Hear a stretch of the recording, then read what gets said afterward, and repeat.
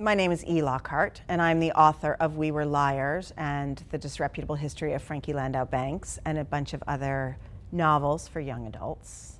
And I teach writing at Hamline University's MFA program in writing for children and young adults. I started writing for teenagers because I had written a couple books for adults, and I kind of got stuck on my book, and it was going badly, to say the least. And my editor left publishing, and I didn't even know if anyone was even going to read this bad book that I was working on. It was very discouraging, and I called up my agent, who's the person who, sort of takes care of my career and manages the money side of things and finds me publishers. And I said, "I'm broke, help me, what do I do?"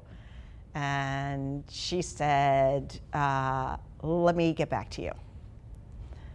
But she called back a week later, and she had talked to an editor at my publisher now, Penguin Random House, who was looking for a book that would reach the same audience as had enjoyed The Sisterhood of the Traveling Pants by Anne Brashares and Angus Thongs and Full Frontal Snogging by Louise Renneson, which are two pretty different books, actually, but they are both about teenage girls.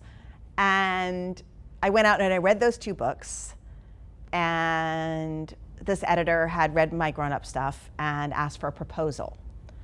So I wrote a book proposal, and you may not know that book proposals even exist, but they do.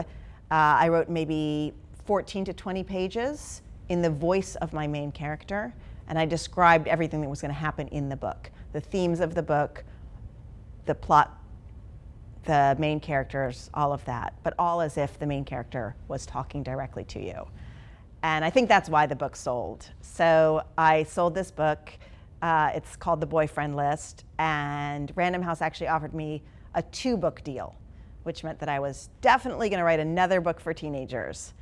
And I just had more fun writing The Boyfriend List than I had ever had. Suddenly writing was really fun.